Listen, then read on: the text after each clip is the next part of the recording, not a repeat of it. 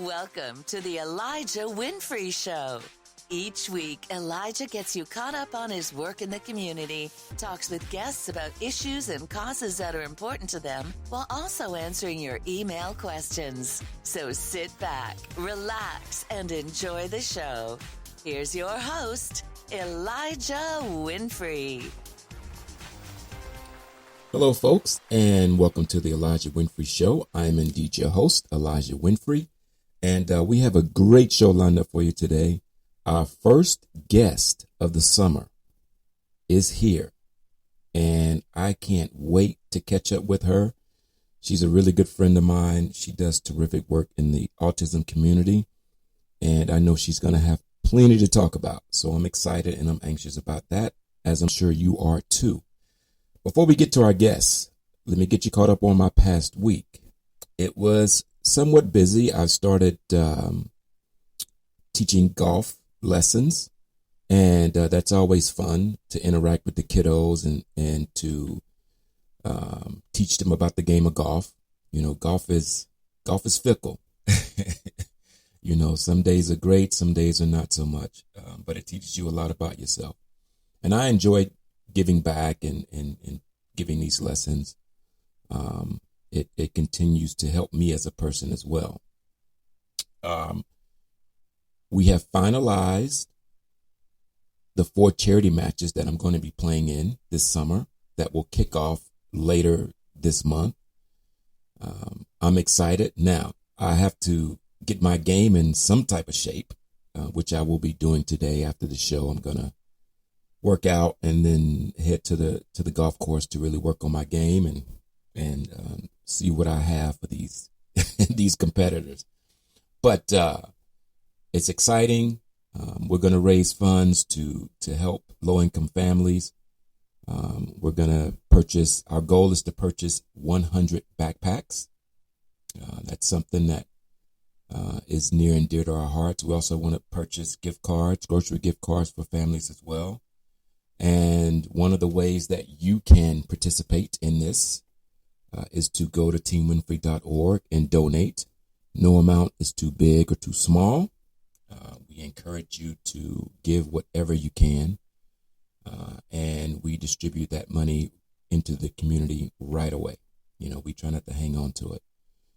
So it's going to be a busy July, you know, but I've been spending the majority of the week, you know, working on that, getting those dates finalized. From a physical and mental standpoint, mentally, I'm okay. Physically, I've had some minor setbacks. I have this shoulder issue right now, which we think it's a grade 1 tear in my shoulder.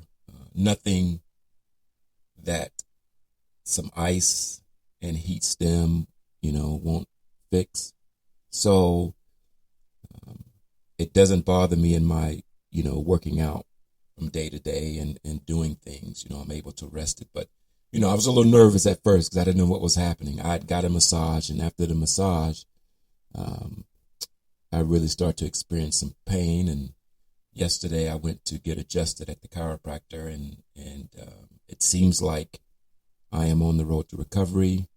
My chiropractor knew exactly what it was and where the pain was located, and he really helped me process that.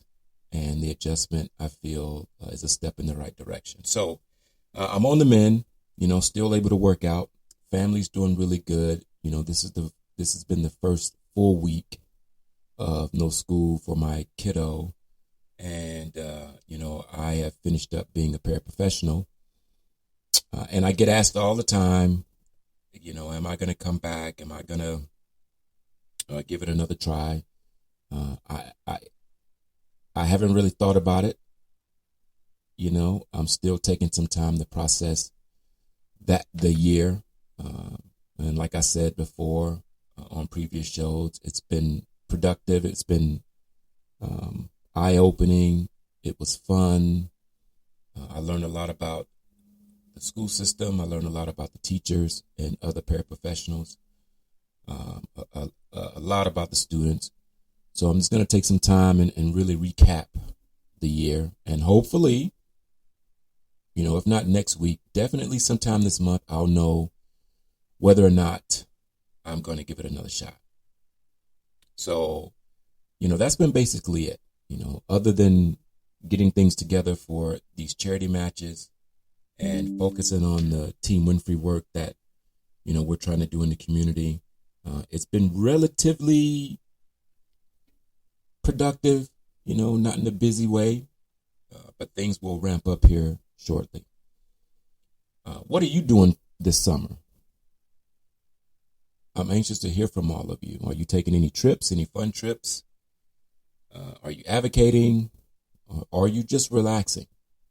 If it were up to me, I'd probably stay in the house the whole summer. Well, not the whole summer. I'd get out, but I'm a pretty quiet dude. I like to just kick back and watch the cars drive down the street. Pretty boring. But what are you doing? How are you taking this time to reflect on the first half of the year? Are there things that you are working on? Any family coming in town? Email me and let me know. All right. I would love to hear from you. All right, folks. As I said today, we have a terrific guest lined up. And, I am always fortunate to have some wonderful guests on the show. And the guest today is really no different. She's an outstanding person, and I can't wait for you to interact with her. She's a wonderful friend of mine. We go back, as I would take my trips to Springfield, Missouri, I would always check with this amazing group of people. And, she really needs no introduction. I'll say that. She works very hard. Elizabeth, can you hear me? Yep, I can hear you. You can hear me. All right. Folks, it's a real good treat to have Elizabeth Obrey on the show. One of the founding members of Stars for Autism. She does a lot of work. And when I would go to Springfield, Missouri, I would always check in with her. She would always have the itinerary set for what I was going to do. It was just so much fun, and I miss all of you. How are you doing? And thank you for joining me on the show today. Oh, I am so pleased you asked me. Very excited. Lots of good updates. Lots of fun things. But yeah, you want me? I can just hop in and start telling you kind of where Stars is at. Yes, absolutely.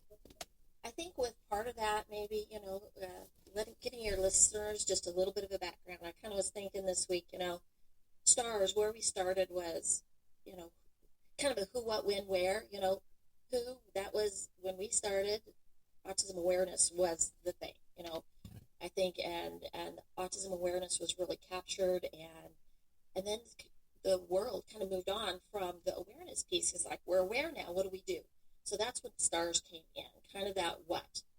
We started with literature, and then about autism, and it turned into training locally within our communities. Everything became Autism 101, autism friendly, how to help your communities become autism friendly. And the when was now. We need to do it now. So there was an urgency when Stars started, was really looking at how can we get this going. And once we started, when we started, there wasn't a lot. Now there is a lot more of that training, that community piece. Autism awareness is in everybody's mind. It's what we do now. It's what we do. And Stars was such a big part of starting that locally. And we even went beyond our local community. And now we're looking at, as the landscape changes, people are getting educated. People, we see just a myriad of programs and trainings. And we've kind of moved from that core training to inclusion. How does this happen for everybody? So with STARS, we hit the ground running, and we've trained many, many times. But as we had grown, like I said, that landscape kind of changed. Lots of other players came onto the field. People were reaching out. We've trained many, many people. The Arc of the Ozarks, who I work for as a family advocacy, huge STARS fan, and we are keeping that training alive. But I do want to, let people know that the STARS board has retired. We have Jan Luck, Linda Barboa, Shelley. Some have hit that retirement and grandchildren age. Others have, moved to new projects. But all of the STARS trainings still available. Barnes & Noble, Amazon, all of that. But before retiring that board, we haven't retired the program. We have moved it to an online module. We paired with Dr.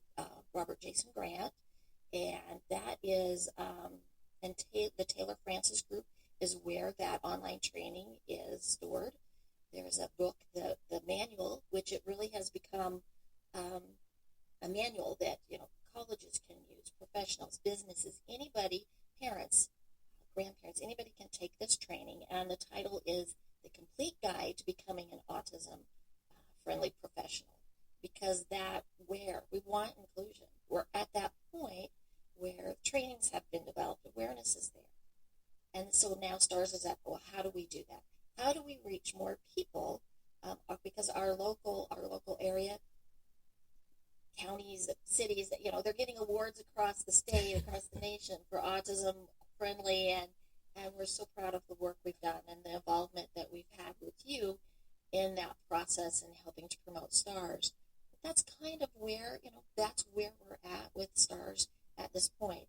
Like I said, we do have many trainers and presenters, and we're keeping all of the live training open through the Arc of the Ozarks and any of those previous trainers. So if somebody comes to you and say, I've been trained by STARS, they've been through the process, and you know that process. Right. Absolutely. Was it a difficult decision when was everybody ready to pivot, with other projects? No, we kept holding on, but we were just seeing that our communities, that, everyone was in a different place now. People were busy. Right. We wanted to expand that reach, so we moved to that online format, so it was convenient for anybody, anywhere, anytime to be able to access that. The literature is still alive and strong. We do have the Albert series that Jan Luck and Dr. Barboa have continued. All those things are still available. But yeah, it was hard in a sense, but then in a sense it wasn't, because there was such a firm foundation built, right. And we have so many people that are carrying on this legacy, have this knowledge. We see such a difference in our local community, as far as getting online and noticing, oh, I didn't know AMC has a sensory friendly showing. We're seeing these things, and as we started seeing these things in our community, and another thing, the feedback from the parents. When we started, there was a lot of feedback from the parents. I don't feel welcome in my community. I have nowhere to go. I can't go buy shoes without feeling intimidated. That was one of our first trainings, was a shoe store. The shoe store heard about us, reached out to us and said, we had a bad experience in our store, and we want more for our customers. And they reached out to us. Those incidents, those things have diminished incredibly. So we knew that the job we have been doing has taken root and has grown, and that was really our decision. But yes, we went back and forth for quite a while. Is it time? We've grown this, And like I said, everything's still available. Right. And you can always reach out to the Arc of the Ozarks Family Advocacy if somebody says, I want a little more training. We can help provide that. But as far as going into the community, doing those trainings, even through through the internet, we can provide that. That's not going to be an issue. That training is solid and will remain available for families and communities, professions, business, anybody that needs it. That's amazing. I love all of you, and I always brag about the work that you all have done and how it's helped me, and how we all became a team.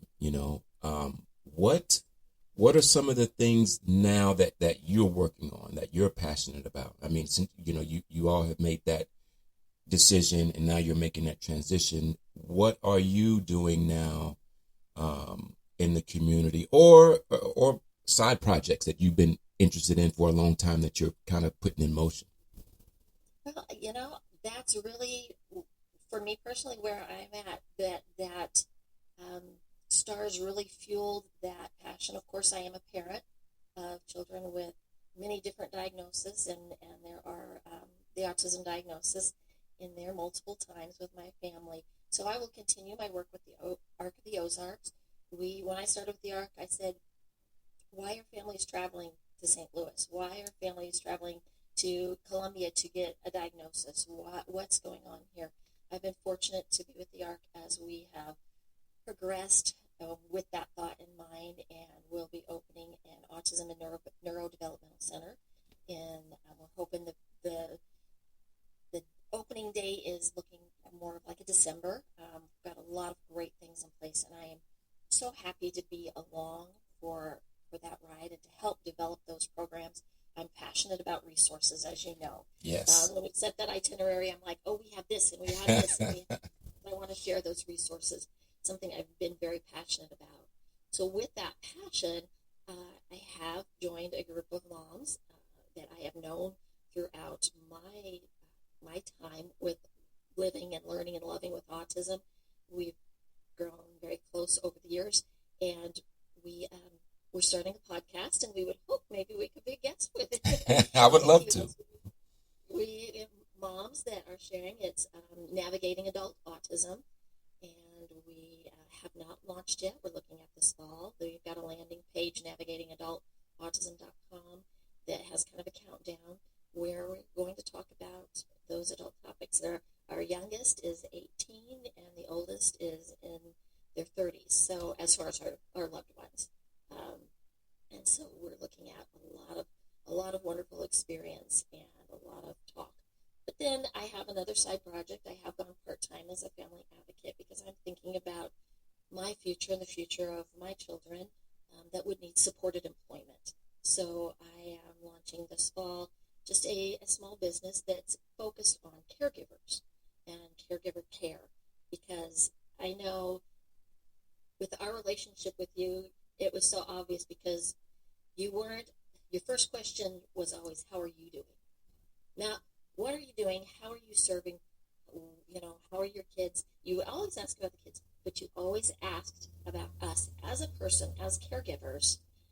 How are you doing? Are you taking care of yourself? And that was a message that was very strong. And that's really what I want to look at doing with this time that I have. And as I grow, looking at my children needing that, some of my children needing that supported employment, can I create something within my influence?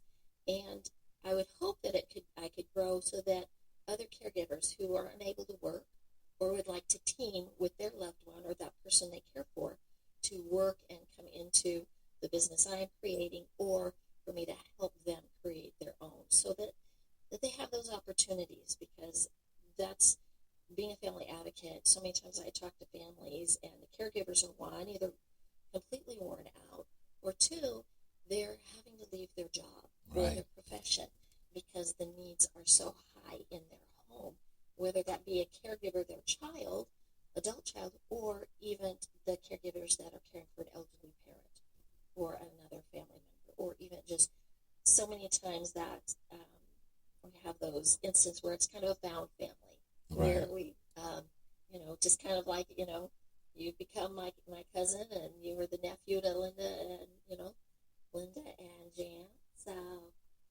So we, that's kind of, what I'm looking forward to. But really, yeah, there was the foundation that Stars built for me as I have navigated autism in my home, and the contacts and the relationships that have built have just been incredible. Indeed.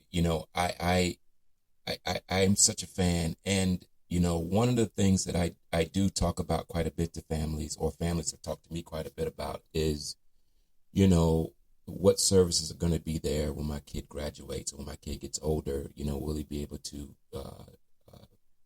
get a job? And, what's in place to make sure that that happens.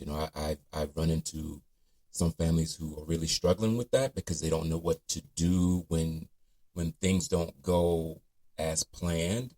And that aspect of checking in on the parent, right? Like I think sometimes we do so much of the work that we tend to not really care for ourselves, and maybe a way that we should. So, how are you navigating that? Do you find families coming to you saying, okay, listen, the training is great.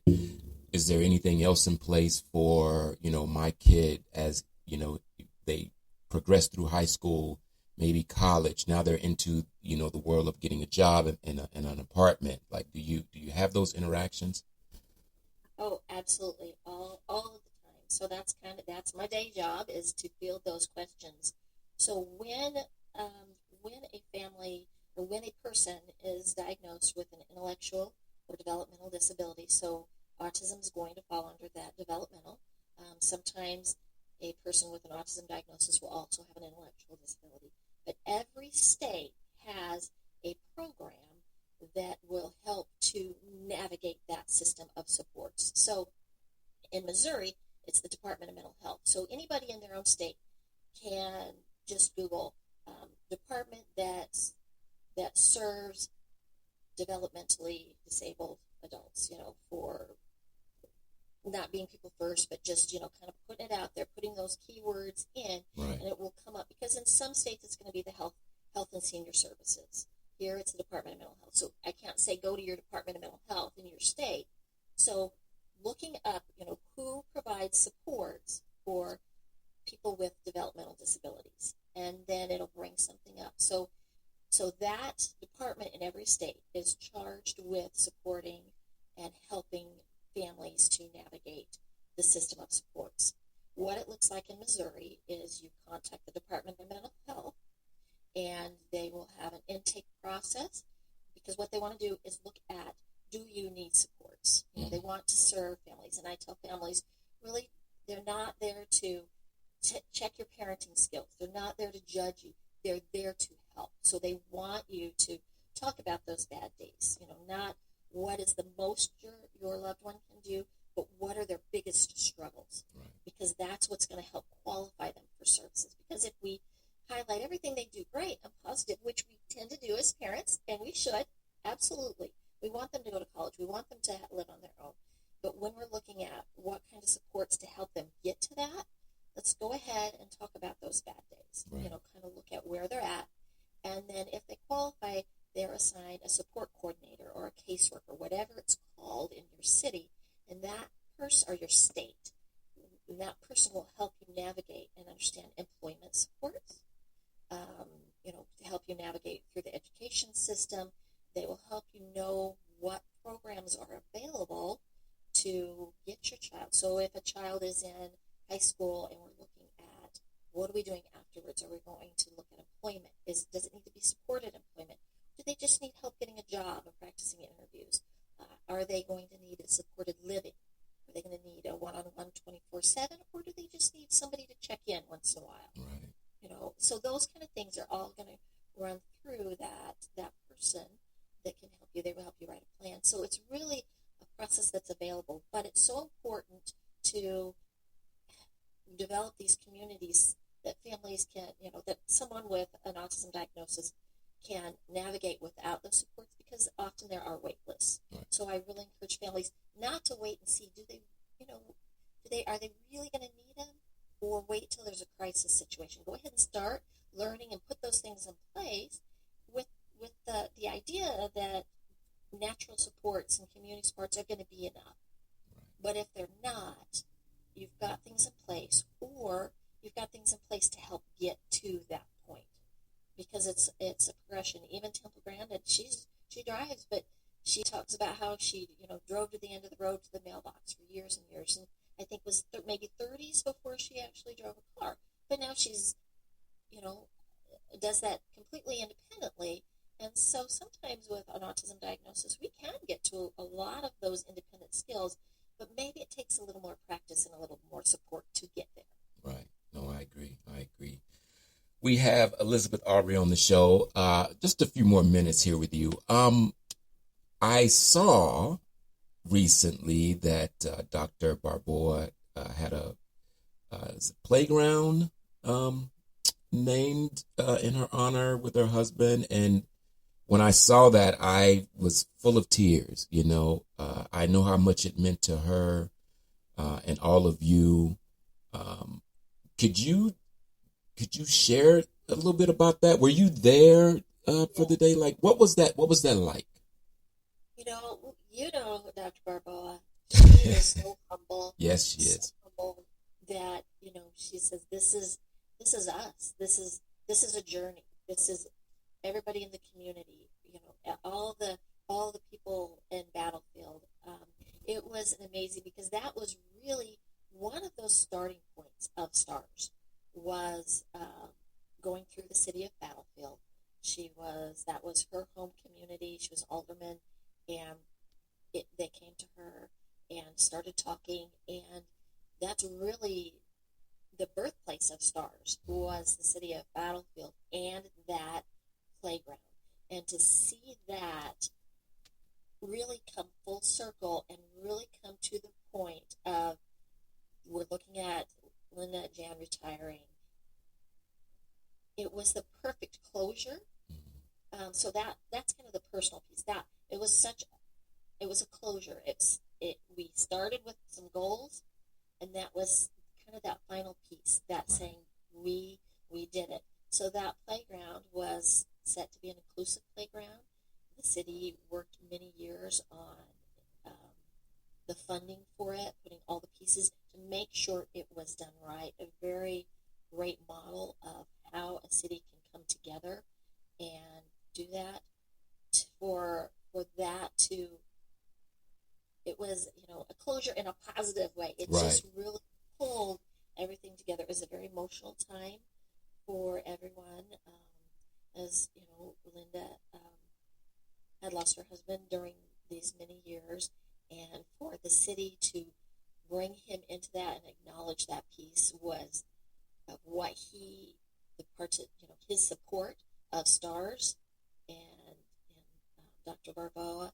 It was an incredible moment, and for those families to now have that playground, anybody from all over the state, anybody can participate and be at that playground. So yes, and that will be a stop on your next visit. We'll make sure we're there, and we can we'll take you out there. But it was fun. It was almost like a little reunion too.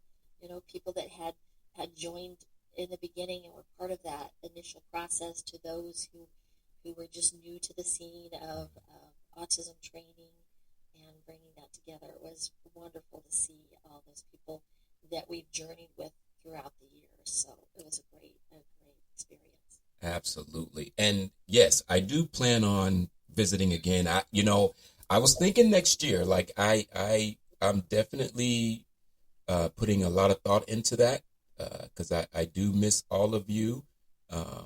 And I would love to resume, those visits and check out what's new and how you're, continuing to build and grow and give back and help people. I think it's very important.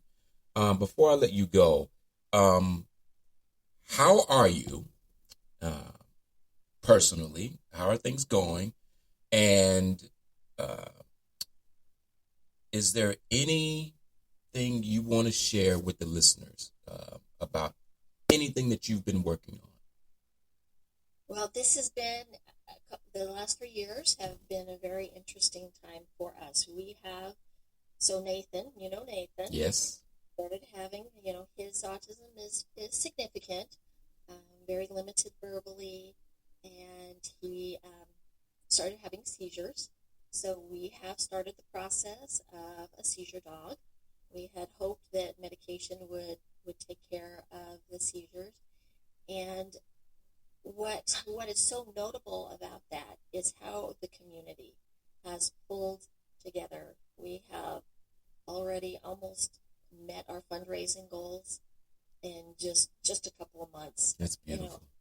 What I'd like to share is the support that we feel from our community, from those across the nation that we've touched, that have touched our families, or we have touched them, is incredible. So as you're listening, really think about the families that you know. And you really, before we decided on the seizure dog, most people, we went 2 years and no one even knew he had seizures.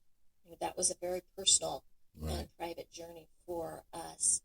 And because we were hoping we would just be able to get control of it and the danger that was involved with not understanding, kind of that aura, okay, I need to sit down, not understanding any of that, and trips to the hospital and, staples in the head and all of that. But our community and the people around us, if you have a family with autism and they look like they just got it all together and they're shining, remembering that, there's a lot that goes into that presentation you see when they leave the house. Mm-hmm. And I absolutely love our community, because I have never felt judged. I've never felt, I've always felt very, very supported, and that's really what I want for everyone. So really looking at, how can you reach out to the families, and families being okay with people offering that support and helping, because they know that, they don't always know what to do. People don't always know what to do. Right. But giving them those opportunities and allowing them not only helps your family, but then the next family. It's been, we've had some wonderful, wonderful things. We've had Nathan graduate. Chase is working at his summer work program at the zoo, and it's been amazing. One of the trainers, one of the organization stores that we've trained is actually looking at one of my sons, because he organizes a lot, and that is a skill he has. And so doing great. Sam's got an internship. She finished her baking degree, and she's off to Disney for an internship. And amazing. Older girls are doing amazing too. And just finished a master's program. The others in New York, doing photography work for the summer, and just really, having a level of support and education. And that's really with the community. You might think, well, I don't really know anybody. Just educating yourself and understanding what autism is. Right. You don't have to do anything big. You don't have to jump into anything huge to make a difference. Just really understanding a little bit about autism, and just thinking first, well, maybe that's autism. Maybe they're, working through something. Right. And just offering that smile, just that nod, that smile. It's okay. Can really help a family. A family gave a story of, we had gone in and trained one of our local entertainment spots, and they had gone in, and her son had an incredible meltdown, and she had shared on Facebook, not knowing, stars had been in, and she said, usually when that happens, they feel embarrassed, they don't return. But she said the level of support that business offered, and she said you could tell they knew what they were doing. They kind of stepped back, but they were there. They carried her purse. They made sure everything was okay. They didn't get too involved. They waited for her cues. And she said instead of leaving feeling defeated, she couldn't wait to go back and try again. Wow. And that's what STARS is about. That's what I'm about. personally, just, yeah, a different phase. And yes, for me, I think it was really hard for, this shift in stars, but I also knew it was time. Right. Things are changing, and those trainings are more readily available for families and businesses. And so we are not leaving a hole or a gap. That gap has been filled. And so we're very proud of what we've been able to do. I love it. I love it. I want to thank you for taking time out to be on the show. It means a lot to me, not just you being a guest, but our friendship. And, that's going to continue to grow. I wish you continued success. I'm always going to support what you do. And I do look forward to visiting. I'm going to say it in 2024. Okay. We'll find a date and make it work. But that's good, because I've already started my list. I do. But you're such a blessing. I always know that.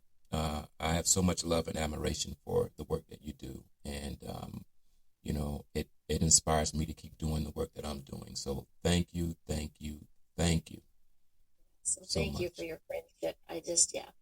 Yes, we just, stars, and we have a great love for you and your family, and just, yeah, I can't wait to see you again and just show you everything, and how Springfield has grown up, and, and you'll be able to recognize the parts that we've played in that, and the parts that you've played as well, coming back here, and, from the miracle field to, visiting schools and doing the things that you've done. When I told some people, kind of where I was at, and we were doing this, they're like, oh yeah, everybody remembers you, and excited to have you back. I said, he'll be back. I will be back. That's amazing. Well, enjoy your Saturday, and I will definitely be in touch, and let's continue to collaborate. All right. Sounds good. You take care. Thank you so much. Bye-bye. Bye-bye.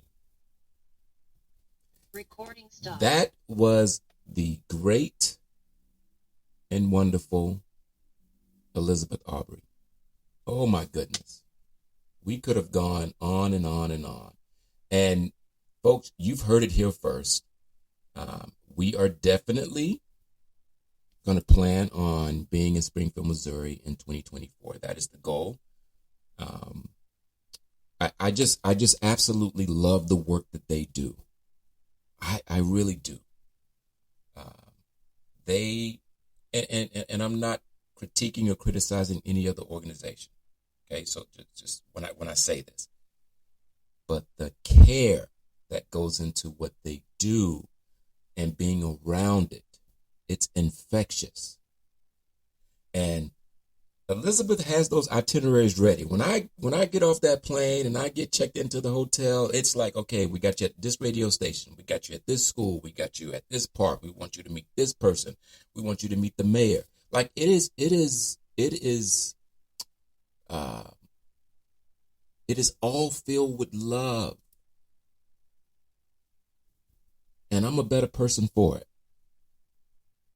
I love all of them. And I'm glad that she took some time out of her day to be on the show. I really am. It means the world to me. And I hope you all feel the same way. And if you want to learn more about Elizabeth and STARS, as she said, STARS is now dissolved, but you could still visit, her organization or the place that she's currently working at, where they're still continuing these trainings and these services, the Ozarks. I've been there.